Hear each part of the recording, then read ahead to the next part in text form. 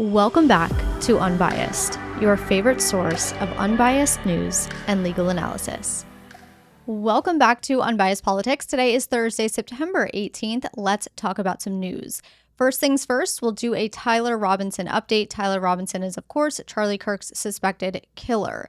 In Monday's episode, I did kind of a what we know about Tyler Robinson discussion, which was focused on just like what we knew at that point, not only from investigators, but also things that family members had said in interviews. Since then, though, the Utah County DA has filed a charging document which shed a bit more light into who Tyler Robinson is, how the investigation went down, and really just how all of the, I guess it's more of like the probable cause that the Utah County DA has. So there are a couple of things I want to make clear because I know not everyone is familiar with a DA. A DA is a district attorney, so it's a community's lead prosecutor. They're the ones that decide whether to charge someone with a crime, what the charges should be, whether to offer a plea deal or take the case to trial. So they're the lead prosecutor.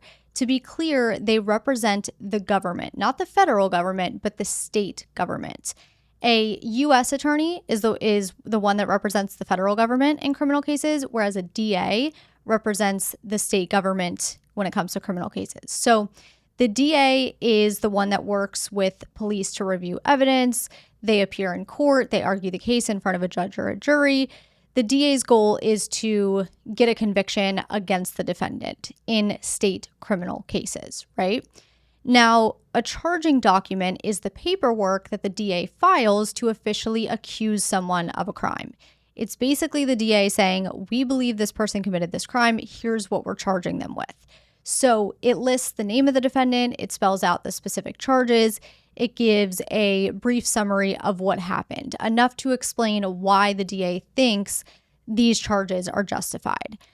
There are 3 different types of charging documents. So you have a complaint, an information, and an indictment. A complaint is usually the first document that gets filed. It really gets the process started. It's the first official accusation that lands in front of a judge, but it's really not super detailed. It just really lets the court set bail, issue warrants, and like I said, get the legal process started. From there, the DA will file an information, which is what we have now. And again, that's the official filing of charges. An indictment is different because it comes from a grand jury, which is not really relevant to this discussion. So those are the differences between a complaint and information and an indictment. What we have is an information. So now that we're all on the same page, let's go through the information and talk about what we know. Robinson is facing 7 charges: aggravated murder, felony discharge of a firearm causing serious bodily injury, 2 counts of obstruction of justice, 2 counts of tampering with a witness, and 1 count of committing a violent offense in the presence of a child. Aggravated murder is the only charge eligible for the death penalty, which the DA does intend to seek in this case. And we will talk more about the death penalty specifically in Utah towards the end of this story. So after the information lays out the charges, it then lays out the probable cause. The probable cause statement is essentially a brief summary of the facts and evidence that explain why the DA believes the defendant committed the crimes. It's not a full trial level presentation of evidence, so we're bound to find out more eventually, but this is really just a snapshot of the evidence, I guess you could say. So the probable cause statement reads in part, quote, on September 10th, 2025 at 12:23 p.m., Charlie Kirk was shot and killed while speaking to a large crowd on the campus of Utah Valley University in Orem, Utah, counts 1 and 2. Police found the suspected murder weapon, a bolt-action .30-06 rifle nearby. Over the next approximately 33 hours, police conducted a manhunt for the shooter until the evening of September 11th, 2025, when Tyler James Robinson surrendered to police at the Washington County Sheriff's Office. End quote. The statement goes on to say that DNA evidence was found on the suspected murder weapon, which we knew previously, but specifically it says, quote, DNA consistent with Robinson's was found on the trigger, other parts of the rifle, the fired cartridge casing, 2 of the 3 unfired cartridges, and the towel, because there was a towel wrapped around the rifle when they found it. After the shooting, Robinson allegedly hid the gun, discarded the clothing he wore when he fired the rifle, and told his lover/roommate to delete incriminating text messages and not talk to police. So the hiding of the gun is one of the obstruction of justice counts. Discarding of clothing is the other obstruction of justice count. Telling his roommate/lover to delete texts is one of the witness tampering counts. And telling his roommate/lover not to talk to police is the other witness tampering count. The statement then goes on to explain what Turning Point USA is, why Kirk was on the campus, and the fact that Kirk was sitting under a canopy behind a table, talking to the crowd, taking questions when the shooting happened about 15 minutes into the event. The statement clarifies that Kirk was answering a question about mass shootings by transgender individuals when he was shot, and that once he was shot, he slumped to the ground almost immediately and was rushed to a nearby hospital where he was declared dead. The statement then talks about the UVU surveillance investigation. It says that at the moment of the shot, a UVU police officer was watching the crowd from an elevated vantage point and began to scan the area. Apparently, that officer knew from the sound of the shot that it likely came from a rifle and therefore started to scan for potential sniper positions. He noted a roof area approximately 160 yards away from Kirk and a potential position that a sniper would potentially, lay at, and rushed to that location for evidence. Once there, the officer noticed markings on the gravel rooftop consistent with a sniper having laid on the roof, specifically impressions potentially left by the elbows, knees, and feet. After reviewing surveillance footage, police confirmed that a person dressed in dark clothing gained access to that rooftop at approximately 12:15 p.m. After a short time, which, quote, matches the known time of the shot, end quote, the person got up, ran across the roof carrying an item whose shape is consistent with a rifle, and then climbed down from the roof and ran off. Once law enforcement officers followed that escape path, that is when they found the bolt-action rifle wrapped in a towel in a wooded area. The rifle had 1 spent round and 3 unspent rounds, which is apparently consistent with the fact that there was no shell casing found on the roof, which suggests a bolt action rather than an auto-loading weapon, and the fact that only a single round was fired. Each round in the rifle contained an etched inscription. The fired cartridge reads, quote, "Notices bulge, OWO, what's this?" End quote. The second cartridge reads, quote, "Hey fascist, catch," with various arrow symbols. The third cartridge reads, "Oh, Bella Chow, Bella Chow, Bella Chow, Chow, Chow." And the fourth cartridge reads, if you read this, you are gay, LMAO. Now, the information document does not specify what these inscriptions mean, but I did do a bit of research, and here is what I found. The phrase "notices bulge, OWO, what's this?" is a reference to furry and online roleplay culture. It's typically used in a demeaning or condescending way. The phrase "Hey fascist, catch," followed by the arrow symbols, is apparently a reference to the Eagle 500 kilogram bomb from a video game called Helldivers 2. And the line, "Oh, Bella Ciao, Bella Ciao, Bella Ciao, Ciao, Ciao," comes from an Italian song dedicated to the Italian resistance fighting against the occupying troops of Germany. The only phrase I don't really have an explanation for is the phrase on the fourth cartridge, which reads, "If you read this, you are gay, LMAO." Perhaps that was him just attempting to be funny. Who really knows at this point? The statement then gets into the Washington County investigation. It says that Robinson's mother actually saw a picture of the shooter the day after the shooting, those surveillance images that they released, and thought it looked like her son. She then called her son to ask him where he was, and he said he was homesick and that he had been homesick the day before as well. The day before, obviously, being the day of the shooting. The document then says, quote, "Robinson's mother expressed concern to her husband that the suspected shooter looked like Robinson. Robinson's father agreed," end quote. Robinson's mother also told law enforcement that over the last year or so, he had become, quote, "more political and had started to lean more to the left, becoming more pro-gay and trans rights oriented," end quote. She said that Robinson had begun to date his roommate, who was a biological male transitioning genders. Apparently, the family had multiple discussions about that, but there were discussions especially between him and his father, who have very different political views. And in one of those conversations before the shooting, Robinson told his father that Charlie Kirk was coming to campus, which Robinson said was a stupid venue, and accused Kirk of spreading hate. That was all in the same conversation. Robinson's father said that the rifle that the police had suspected the shooter used matched a rifle that he had given his son as a gift. Because of that, he called Robinson and asked him to send him a picture of his rifle, but Robinson didn't respond. Robinson's father then called Robinson, and that's when Robinson implied to his father that he would take his own life. As they discussed the situation, Robinson implied he was the shooter and said he couldn't go to jail and he just wanted to end it. When asked why he did it, Robinson explained that there is too much evil and Kirk spreads too much hate. The statement then says, quote, "They talked about Robinson turning himself in and convinced Robinson to speak with a family friend who is a retired deputy sheriff. At Robinson's father's request, the family friend met with Robinson and his parents and convinced Robinson to turn himself in. The family friend spoke to police and reported telling Robinson that it would be best if he brought all evidence with him to the sheriff's office to avoid police having to search his parents' home. The family friend also asked Robinson if he had any clothes that were related to what he did. Robinson replied that he had disposed of the clothes in different areas." End quote. The second to last portion of the probable cause statement discusses the roommate / partner. And for clarity's sake, I am going to refer to the roommate / partner as Robinson's roommate while I'm discussing this portion of the document, because that is the language that the document uses itself.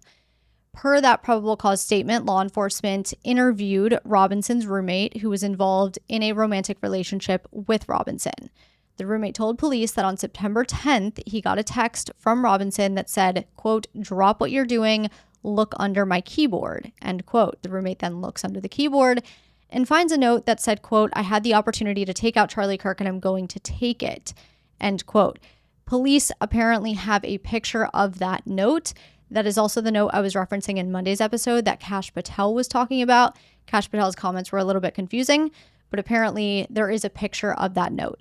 After the roommate found that note, the following text exchange took place, and I'm going to read it to you. Robinson: "I'm still okay, my love, but I'm stuck in Orem for a little while longer. Shouldn't be long until I can come home, but I gotta grab my rifle still. To be honest, I had hoped to keep this secret till I died of old age. I'm sorry to involve you." Roommate: "You weren't the one who did it, right? Question mark, question mark, question mark, question mark. Robinson: "I am. I'm sorry." The roommate asks, "I thought they caught the person." Robinson says, "No, they grabbed some crazy old dude, then interrogated someone in similar clothing. I had planned to grab my rifle from my drop point shortly after, but most of that side of town got locked down. It's quiet, almost enough to get out, but there's one vehicle lingering." The roommate asks why. Robinson says, "Why did I do it?" Question mark. The roommate says, "Yeah." Robinson said, "I had enough of his hatred. Some hate can't be negotiated out. If I'm able to grab my rifle unseen, I will have left no evidence. Going to attempt to retrieve it again. Hopefully they have moved on. I haven't seen anything about them finding it." The roommate asks how long Robinson had been planning this. Robinson responds, "A bit over a week, I believe. I can get close to it." Well, he says a bit over a week, I believe. And then he changes topics and says, "I can get close to it, but there's a squad car parked right by it. I think they already swept that spot, but I don't want to chance it." Then another text from Robinson says, "I'm wishing I had circled back and grabbed it as soon as I got to my vehicle. I'm worried what my old man would do if I didn't bring back Grandpa's rifle. I don't even know if it had a serial number, but it wouldn't trace to me. I worry about prints. I had to leave it in a bush where I changed outfits. Didn't have the ability or time to bring it with. I might have to abandon it and hope they don't find prints. How the fuck will I explain losing it to my old man? Only thing I left was the rifle wrapped in a towel." Then he says, "Remember how I was engraving bullets? The fucking messages are mostly a big meme. If I see notices bulges UWU on Fox News, I might have a stroke. All right, I'm going to leave it. That really fucking sucks. Judging from today, I'd say Grandpa's gun does just fine. I don't know. I think it was a $2,000 scope." Robinson then says, "Delete this exchange." He says, "My dad wants photos of the rifle." He says, "Grandpa wants to know who has what." The feds released a photo of the rifle, and it is very unique. He's calling me right now, not answering. He later says, since Trump got into office, my dad has been pretty diehard MAGA. He also says a little bit later, I'm going to turn myself in willingly. One of my neighbors here is a deputy for the sheriff. And then says, you are all I worry about, love. The roommate says, I'm much more worried about you. To which Robinson says, don't talk to the media, please. Don't take any interviews or make any comments. If police ask you questions, ask for a lawyer and stay silent. Now, I do want to note that text thread, you can tell by there every so often there's ... That means that these texts were not sent consecutively, right? So they're basically cherry-picked portions of the conversation. So the entirety of the conversation did not flow just like that, but those are the excerpts of the conversation that we have. Now, some people are calling into question the authenticity of those messages, which I will discuss in a minute. But first, I kind of just want to close out the charging document discussion. The final portion of the charging document, which is short, it just says, quote, police executed a search warrant on Robinson's residence. During that search, police discovered a shell casing with etchings like the etchings found on the shells in the rifle near UVU. Police also found several targets with bullet holes in Robinson's home, end quote. So that's everything we know at this point. But let's quickly talk about the text messages. Like I said, some people are saying that these texts sound totally fake and scripted. I obviously don't know whether that's true or not, but here is what I will say. Releasing a fake transcript would be a big risk for the state to take. It's a risk that I doubt the state is willing to take because that risk is so big. So if this was a fake transcript and let's just say the state just made it up, the defense could easily prove that through receipts of text messages, not only from Robinson himself, but also the roommate. And unless the state had some really good reason for believing that transcript was real when it, put it out there, the entire case would be in jeopardy, meaning it's possible the entire case against Robinson could get dropped. Not to mention, the DA didn't have to include that transcript. They had enough probable cause in the charging document without it. So that's even more of a risk that doesn't really seem worth taking from the state's perspective. But again, I don't know anything for sure. This is something that we'll just have to see, as this case develops, as more evidence comes to light. Let's take a quick break here. When we come back, we do have a couple more things to touch on related to this case, like the death penalty in Utah, and then we'll move on to some other big stories from the last couple of days. Welcome back. At the beginning of this episode, I mentioned that the DA is pursuing the death penalty in this case, and he can do that because Utah still has the death penalty. There are 27 states that still have the death penalty, though 2 of those states currently have no inmates on death row, and most of those states actually haven't carried out an execution in years due to drug shortages, legal challenges, et cetera, et cetera. The states that are most active with the death penalty are really only Missouri, Alabama, Texas, Oklahoma, sometimes Florida, sometimes Indiana. And if you're wondering why I know so much about the death penalty, by the way, it's because I took a class in law school called Death Penalty and the Law, and it was my favorite class in all of law school by far. It was incredibly fascinating, but it was also taught by my favorite professor, so that definitely helped. Anyway, Utah's last execution was last year, but that execution was the first execution in 14 years. So executions are not carried out frequently in Utah. I believe there's only 3 people maybe on death row currently in Utah. But one interesting thing about Utah is that they still have the firing squad as a method of execution. So basically how it works is this: the lethal injection is the default method of execution. But if the drugs aren't available, and that's a whole other story, there's a whole history of drugs not being available because the US has a hard time supplying them. Anyway, if the lethal injection is not available, the firing squad is the secondary method. In Robinson's case, there's a long way to go before the death penalty is even an option. First, this case has to go to trial. That could even take years. Then once it goes to trial, the jury has to find him guilty. Once he's found guilty, if he's found guilty, the trial moves to the sentencing phase, where the jury then has to decide whether to sentence him to life or death. To sentence him to death, all 12 jury members have to agree. If it's not unanimous, then the sentence is life. So that's a little bit about how it works in Utah. Okay, let's move on to another criminal defendant. This story won't be nearly as long as the last, but a lot of you wanted to know why Luigi Mangione had his terrorism charges dropped. So we're going to go through it. Just as a refresher, Luigi Mangione is the man accused of murdering United Healthcare CEO Brian Thompson in December of 2024 in New York City. So Mangione was originally facing 11 state charges and additional federal charges, but now he's only facing 9 state charges after having 2 terrorism-related charges dismissed by a New York judge this week. Those dismissed charges included first-degree murder in furtherance of an act of terrorism and second-degree murder as a crime of terrorism. Now, under New York law, a conviction for murder in furtherance of terrorism requires proof that not only do you have to meet the requirements of first-degree murder, but you also have to prove that the defendant intended to intimidate or coerce a civilian population or influence government policy by intimidation or affect the conduct of government through murder, assassination, or kidnapping. This is actually a law that was written post 9/11. It was written and passed within weeks of 9/11. The other charge that was dismissed, second-degree murder as a crime of terrorism, requires prosecutors to prove that the murder, while also meeting the definition of second-degree murder, was intended to intimidate or coerce the public or government. So both of these charges relate to intimidating or coercing the public or government and having the intention to do so.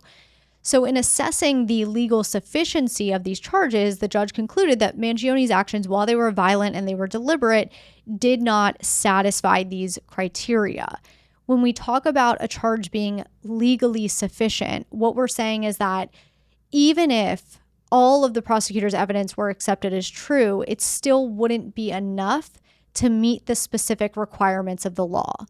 In this case, the court found that while Mangione's killing was deliberate and violent, it didn't meet the legal definition of terrorism, which requires that broader intent to threaten or coerce the public or government.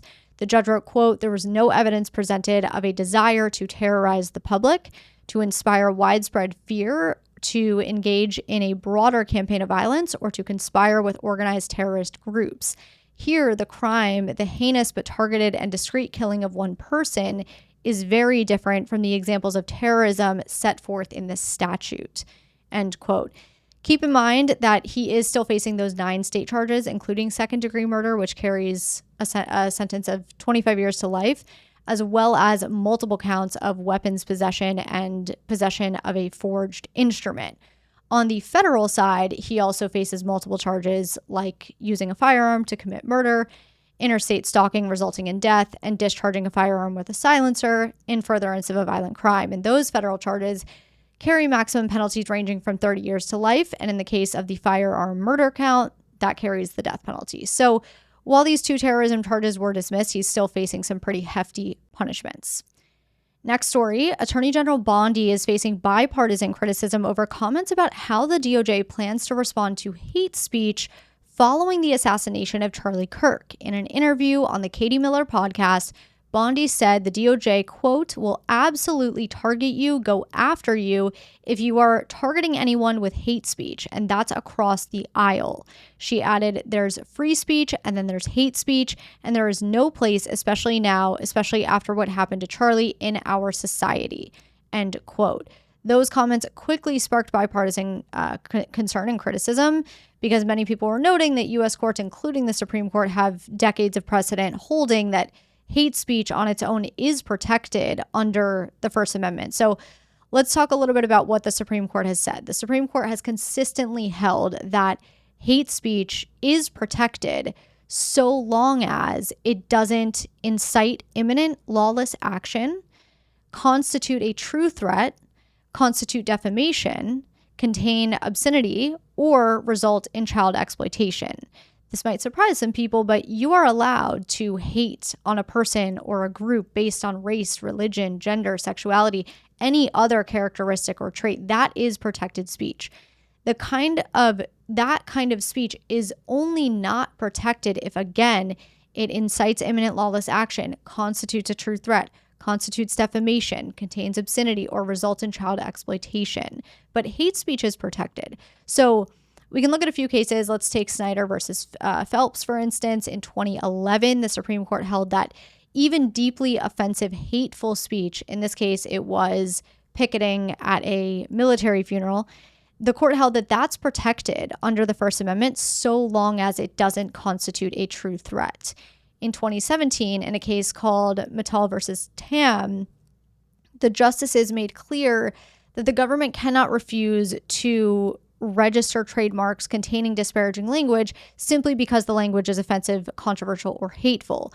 Again, current precedent is that hate speech is protected by the First Amendment so long as it doesn't do one of those things that we talked about earlier: incite immediate lawless action, constitute a true threat, constitute defamation, etc. So after the backlash, Bondi attempted to clarify her remarks in a post on X, stating that what she meant was that, hate speech that crosses the line into threats of violence, that's what the DOJ was going to target. Now, she never mentioned threats of violence in her original remarks, but she wrote on X, quote, "Hate speech that crosses the line into threats of violence is not protected by the First Amendment. It is a crime. For far too long, we've watched the radical left normalize threats, call for assassinations, and cheer on political violence. That era is over. You cannot call for someone's murder. You cannot swat a member of Congress. You cannot dox a conservative family and think it will be brushed off as free speech. These acts are punishable crimes, and every single threat will be met with the full force of the law. Free speech protects ideas, debates, and even dissent, but it does not and will never protect violence," end quote. So let's talk about violence specifically. It is true that federal law makes it illegal to issue threats of violence. You cannot do that. For example, it's illegal to threat, you can't say you're going to kidnap someone. You can't say you're going to injure someone. Those are considered to be true threats. However, the Supreme Court has held that the government cannot prohibit or make unlawful speech that merely advocates for the use of violence. Okay, so the government can only interfere if that advocacy for violence is meant to incite or produce imminent lawless action and is likely to produce imminent lawless action. So to be clear, general advocacy of violence is protected unless it meets that Brandenburg test. That Brandenburg test is what we just talked about. It was set forth in a Supreme Court case called Brandenburg. And basically it says that general advocacy of violence is okay unless, and this is the test, the speech is meant to incite imminent lawless action and is likely to produce imminent lawless action. That is the test. If those two things are met, then the government can intervene. So we'll go through some examples. You are totally fine to say, one day we might have to overthrow the government if things don't change. You can also say, it looks like violence might be the only way to achieve change in this country. What you can't say is, let's storm that courthouse right now while attending a rally with some people outside a courthouse. You also can't say, let's go set that building on fire tonight. The difference is that the first two statements, yes, they advocate for violence, but they don't necessarily incite immediate lawless action, and they're not likely to produce immediate lawless action. The last two statements, though, are meant to produce imminent lawless action and will likely result in that. So hopefully that's clear.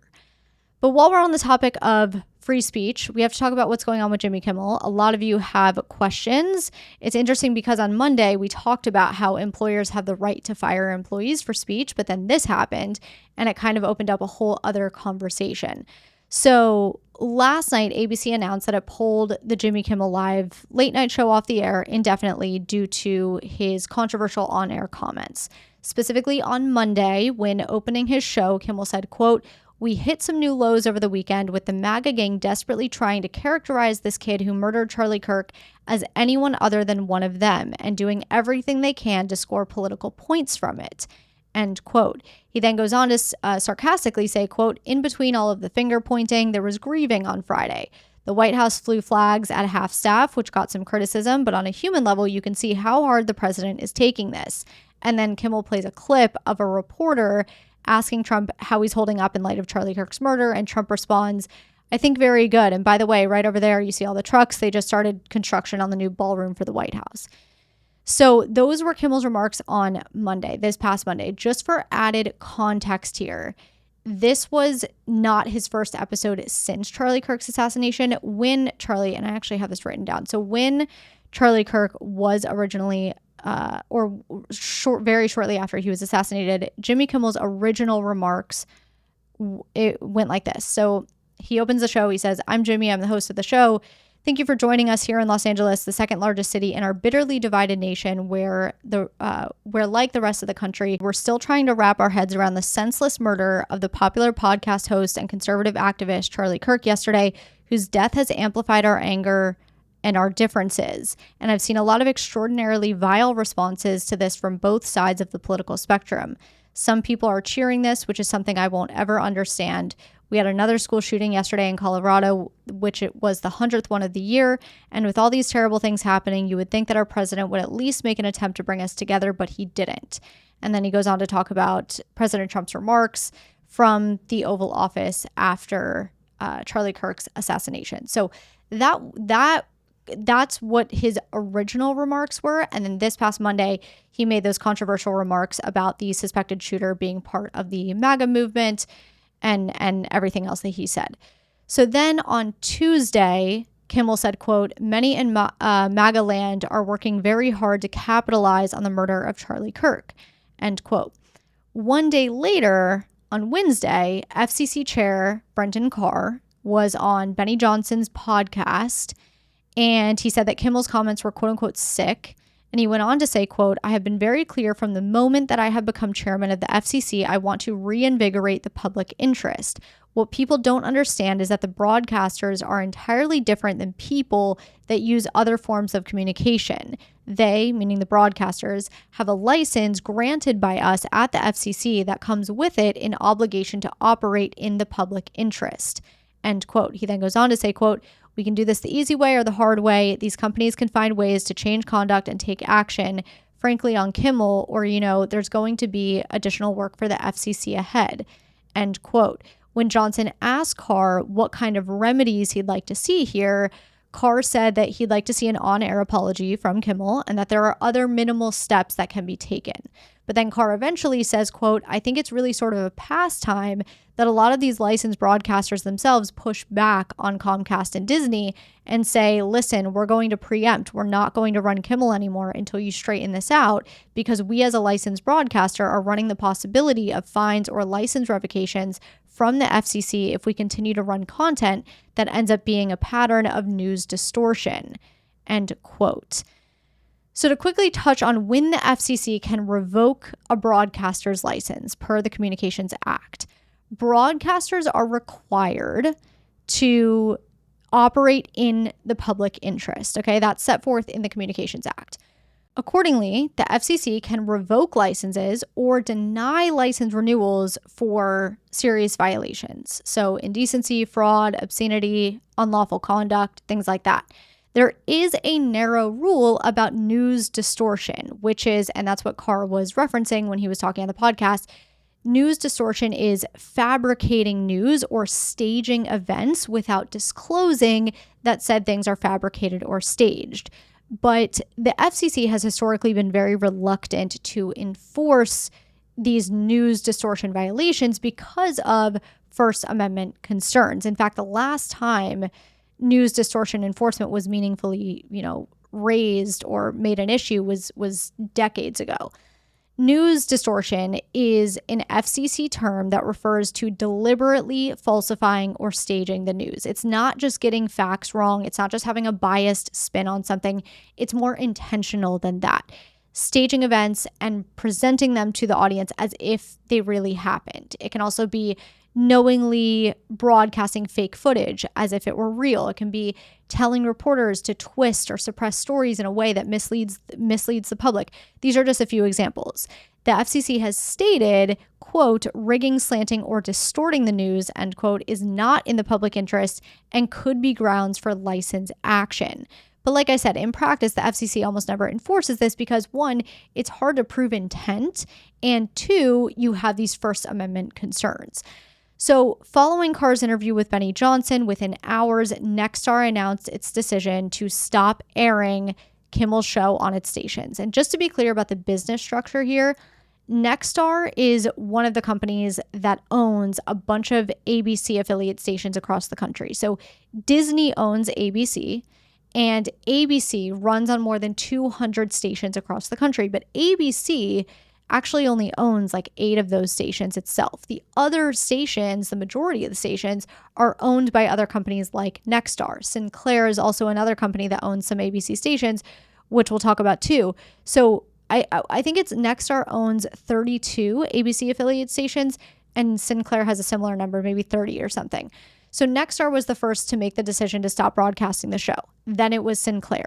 These decisions by Nexstar and Sinclair ultimately influenced Disney's decision to pull the show entirely, because Nexstar and Sinclair own so many of the ABC affiliate stations that, you know, the show broadcasts on. For Disney, it's more of a financial business decision than anything else, considering Disney would only make a fraction of what it usually makes off the show if the show isn't being broadcasted on all of the usual stations. It would likely cost more to run the show than, you know, Disney would make off the show. But there's also some other important context we need to add. Nexstar is planning on seeking FCC approval for a $6.2 billion acquisition. So Nexstar needs to stay in the FCC's good graces. This is just how these things work. We saw something similar with Paramount. Paramount needed the FCC's approval for an acquisition not too long ago. I think it was a couple months ago. So it settled a lawsuit with the administration, and it agreed to do away with its DEI programs. So these things happen, right? These companies want to stay in the FCC's good graces so that the FCC approves their acquisitions. FCC Chair Brendan Carr thanked Nexstar for, quote, doing the right thing. Once Disney pulled the show entirely, Carr wrote on X, quote, broadcast TV stations have always been required by their license to operate in the public interest. That includes serving the needs of their local communities. And broadcasters have long retained the right to not air national programs they believe are inconsistent with the public interest, including their local communities' values. I am glad to see that many broadcasters are responding to their viewers as intended. End quote. So that is the series of events that led to Kimmel getting pulled. But let's quickly take our second break here. When we come back, we'll talk about the First Amendment of it all. I know you have a lot of questions, so we will cover all of it. Welcome back. Before we took a break, we recapped the series of events that led to Kimmel getting pulled from the air, but I know a lot of you have a lot of questions surrounding the First Amendment and government coercion. So let's run through it. As I said in Monday's episode, this is something that a lot of people actually don't know. So the First Amendment prohibits government action, okay? Government action specifically. The Constitution was written so that the government, remember, when the Constitution was written, our founding fathers, they came from England, and the king had a lot of control and there wasn't free speech over there. So when they came over here, they said the government cannot punish us for certain things. So the First Amendment prohibits government action. Private companies can do what they want when it comes to speech. So a private broadcaster like Nexstar or Sinclair, or even a private company like ABC and Disney, they can choose to pull a show for any reason. And that decision by itself does not violate the First Amendment. However, when government officials pressure or threaten private companies to take down speech or remove certain content, that can be a First Amendment violation. But a violation or a finding of a violation requires that the private company go after the government, right? It requires that the private company sue the government. And we will not see that here. Nexstar, Sinclair, Disney, none of them are going to sue the government alleging that the government pressured them to take Kimmel off the air. One, because they don't want to get on the administration's bad side, but also two, they said it was their decision. Now, if Jimmy Kimmel wanted to sue, he could sue himself personally, but he'd have to prove a direct injury by the government, right? And that would be a little hard to do. He would have to show the government's action violated his First Amendment right and caused his show to get pulled. Now, he has a concrete injury, given that his show was pulled. That's his injury. But the problem is that the government did not directly silence him. Nexstar, Sinclair, ABC, and Disney did, not the government. Courts will often see that see what happened here, I should say, as too indirect, unless Kimmel is able to prove that these companies in pulling his show, or these broadcasters, acted only because of government coercion. And even if the FCC's pressure was in the background of all of this, Kimmel would have to prove that it was the decisive factor in his show being canceled. And that's a harder chain of causation to establish for him personally. So here's what we have to remember. We'll wrap this up in a bow. The First Amendment prohibits action by the government, not private companies. Nexstar, Sinclair, and Disney and ABC, they're all private companies, private broadcasters. They can drop Jimmy Kimmel if they want to. That alone is not unconstitutional. A First Amendment issue arises when government officials use threats or pressure to make private companies do the censoring for them. But unless one of those companies actually sues the government, which is highly unlikely given their business with the FCC, this won't get tested in court. Could Kimmel sue? Maybe. It'd be a tough win for him, though. He'd have to prove again the government, not just the broadcasters, was the direct cause of his show being pulled. And that's a high bar given what we know. This would have been a different story if the FCC went beyond threats and actually took action, against these broadcasters and companies and directly caused them to pull Kimmel's show. But that didn't happen here. The decision was made by Nexstar, Sinclair, ABC, and Disney themselves, not the government. All right, let's do some quick hitters, starting with the hanging deaths in Mississippi. Over the course of 24 hours, 2 dead bodies were found hanging from trees in Mississippi. On Monday, police found a reportedly homeless white male named Corey Zucatis hanging from a tree in Vicksburg, Mississippi. The next morning, roughly 100 miles away, a black college student named DeMar Travion Reed was found hanging from a tree on campus near the university's pickleball courts. Authorities say that the hangings are completely unrelated to one another, that the two did not know each other, that there is no foul play suspected in either case, but that the investigation is ongoing in both cases and that preliminary autopsy results should be available in the next couple of days. However, it's worth noting the county coroner did say that based on the preliminary investigation, Reed, which is the college student, did not suffer any lacerations, contusions, compound fractures, broken bones, or injuries consistent with an assault. As for Zucatis, police say he was on drugs at the time of his death, and that was confirmed by the coroner's office. And just to be clear, the reason I'm mentioning race here is because there were rumors going around that both people found hanging were black, and that was not the case. One was white, one was black.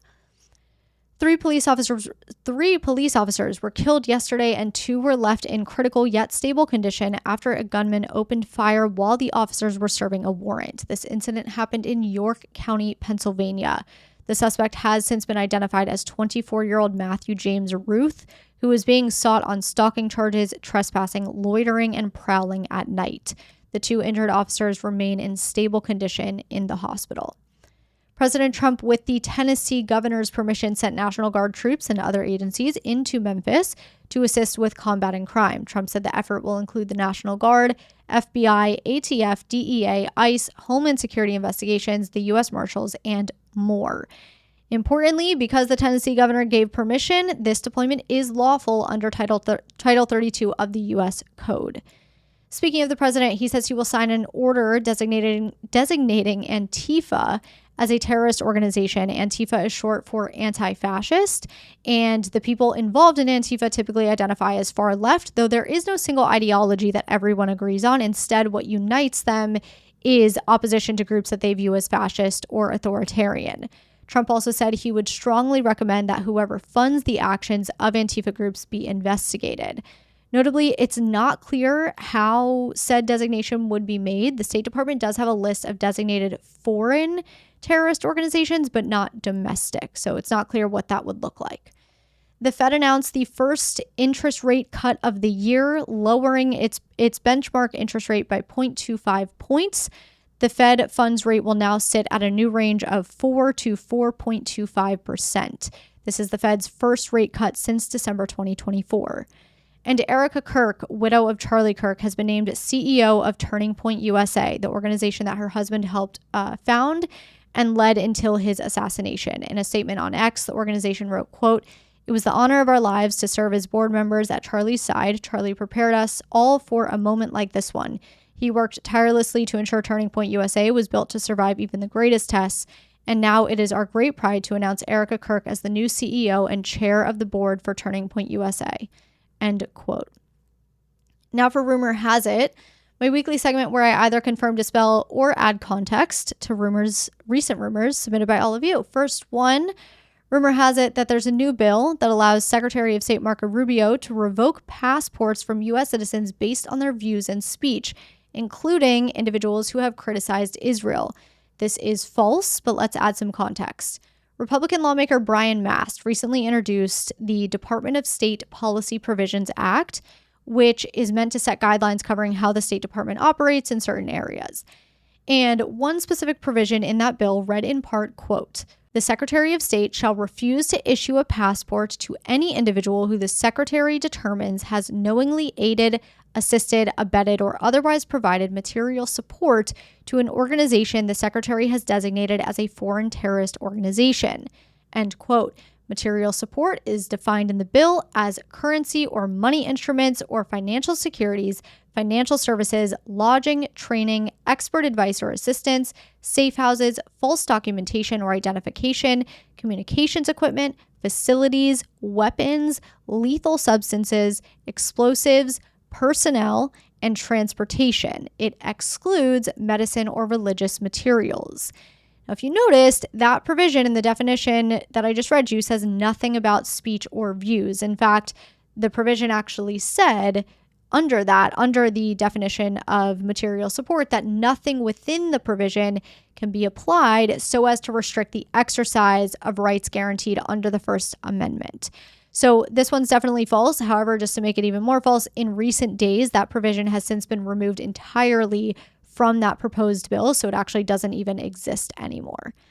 Next one, and final one, rumor has it that the DOJ deleted its own study showing far right-wing extremists are more likely to carry out domestic terrorism. This is true. Here's what we know. A June 2024 study from the National Institute of Justice, which is an agency within the DOJ, showed that, quote, "the number of far-right attacks continues to outpace all other types of terrorism and domestic violent extremism. Since 1990, far-right extremists have committed far more ideologically motivated homicides than far-left or radical Islamist extremists, including 227 events that took more than 520 lives. In the same period, far-left extremists committed 42 ideologically motivated attacks that took 72 lives." End quote. This study, which was titled, quote, "What NIJ Research Tells Us About Domestic Terrorism," was originally published to the DOJ's National Institute of Justice website on January 4th, 2024, during the Biden administration. That study remained available on the DOJ's website until last week. The Internet Archive's archive history for the study's webpage showed the study was still available on the DOJ's website on September 11th, 2025. However, by the time it was next saved on the archive around 2 p.m. on September 12th, the study had been removed from the website and its link directed to the DOJ's Office of Justice Programs homepage. And still, when you try to visit the old study URL, you're directed to the DOJ's Office of Justice Program. When you try to access the study link via the PDF link, the website says that the page can't be found. Notably, the OJP, the office within the DOJ, still has an older study on right-wing extremism from 1987 available on its website, but not this study titled "What NIJ Research Tells Us About Domestic Terrorism." As far as why the DOJ deleted the study, we don't really have a solid answer. There's been speculation as to why, but I don't have an affirmative answer to give you. For today's critical thinking segment, I want to go back to the Kimmel story. I'm sure many of you have formed opinions as to whether you agree or disagree with Kimmel's show getting pulled. Maybe not, maybe you're undecided, but I have some questions for those of you that agree with Kimmel's show getting pulled, those that disagree, and then those that are undecided. So for those who agree with Kimmel's show being pulled, if you think ABC and its affiliates made the right call, ask yourself, would you feel the same if it was a late night host on Fox or Newsmax that was getting pulled after criticizing Democrats?